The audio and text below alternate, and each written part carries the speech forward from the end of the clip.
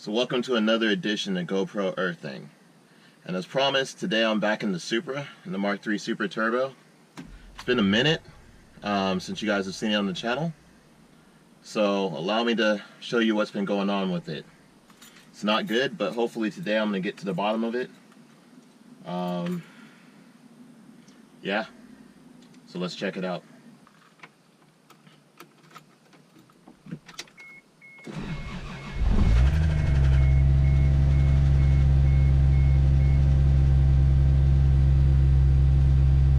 I don't know if you can hear that or not, but that tapping noise,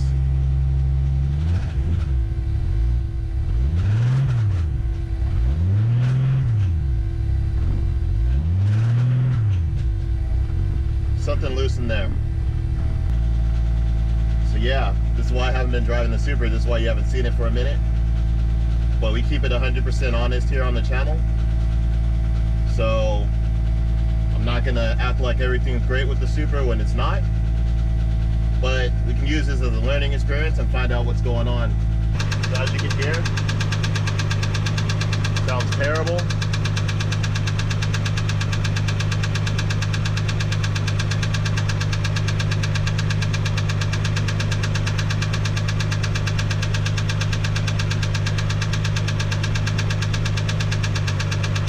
I can distinctly hear the sound coming from here. I want to stay inside the left valve cover.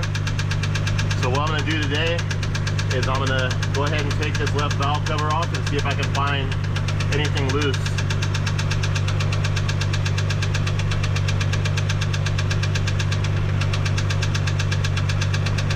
And you'll be able to hear that it's not necessarily consistent here with the sound.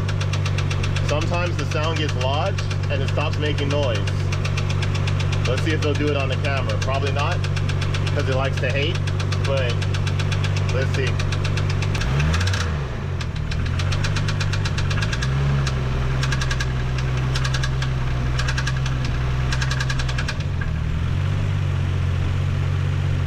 See how the sound's gone now? That's what I'm talking about. This is why I'm saying it's not rod knock. If it was rod knock, the sound should be consistent, right? Sound is not consistent.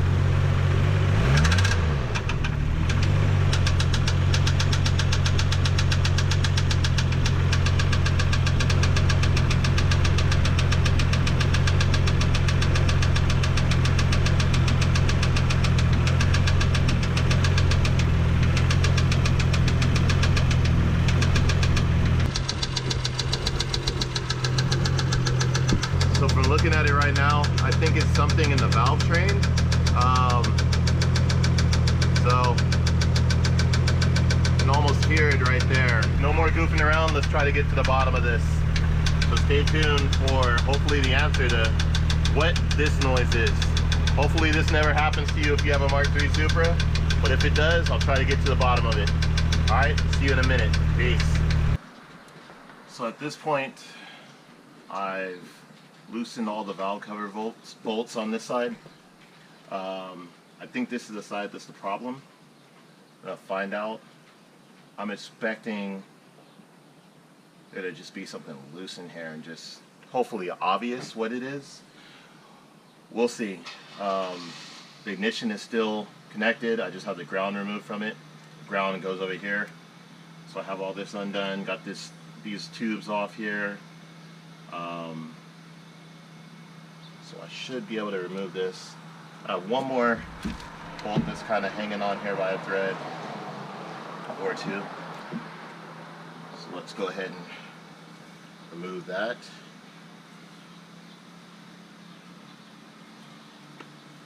If you don't know now by these videos, I am incredibly disorganized. I spend half my time when I'm working on a car just looking for where I put the tools because I'm so disorganized. Just full disclosure, that's just who I am. Need to do better. I could spend like a week just organizing all my tools. Gifted hands, everybody. Gifted hands. I will be under the car later finding that one. It's terrible.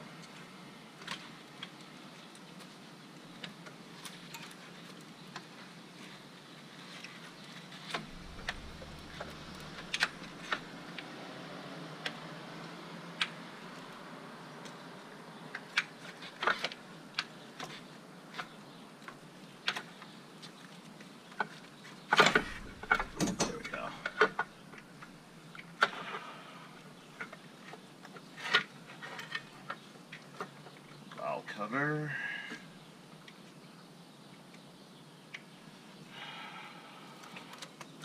Gasket. All right. Now I need to look in here, see if anything is out of the ordinary. So I'm gonna do something that's probably not wise to do.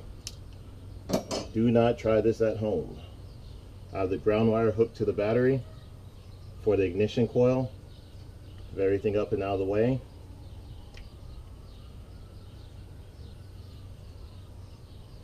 And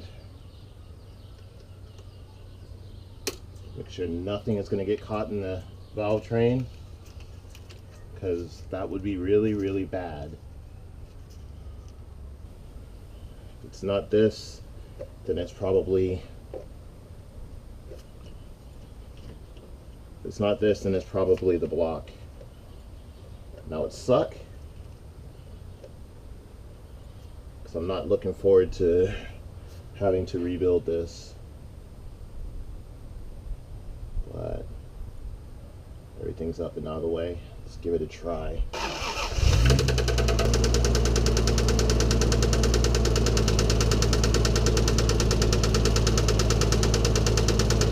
That made a mess, but it sounds like cylinder 1 is dust. So, yeah, gonna have to either swap or rebuild.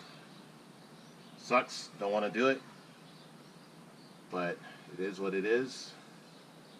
This is wrench life. You're gonna find out things like this sometimes. Sometimes they're gonna be things that you don't want to hear, but what do you do, right? What you do is you go home and you cry.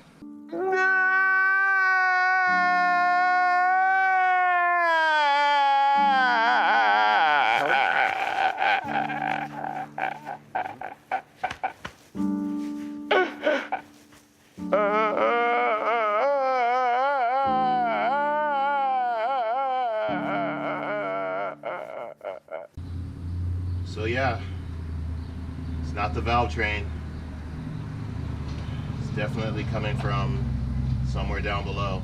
The Supra is going to be sitting for a minute until I can get funds and everything to get this taken care of. It's gonna be a minute though.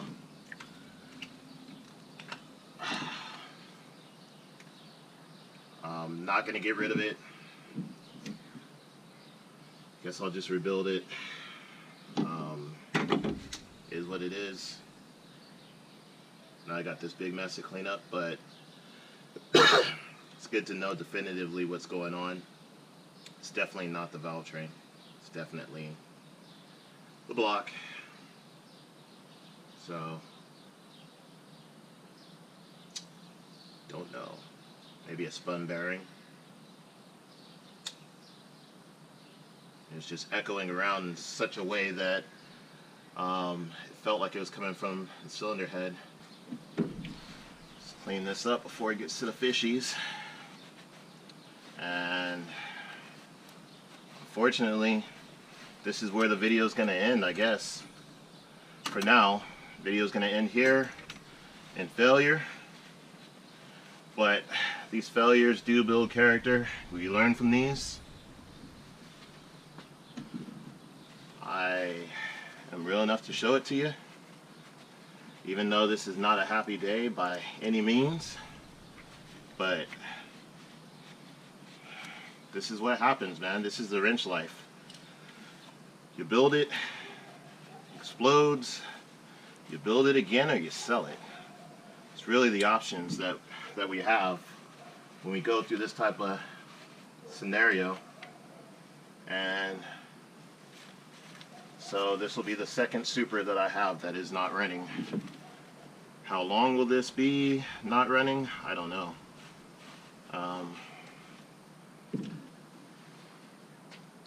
So in terms of the story about how this happened, I was just driving it like normal. It happened about 3 days after I installed the AEM kit. Has nothing to do with the AEM kit. The boost is not turned way up or anything like that. The air fuel ratios are looking good. Nothing out of the ordinary. It did not run lean. Oil was in the oil, as you can see, I'm wiping oil right now. Oil was in the car. I did do a oil change before all this happened.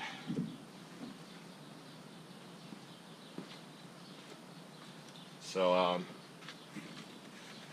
yeah, this is where the video ends for now. But this is not the last time that you've seen the Supra. You will be seeing more of it, and I'm just gonna probably for today end up putting the valve cover back on. I'll put the other valve cover on just so I can keep water out of the engine in case it rains, or rather when it rains. It's supposed to rain like next weekend. So yeah, that's it for now. And so until next time, this is a defeated Justin signing off from GPE. Peace.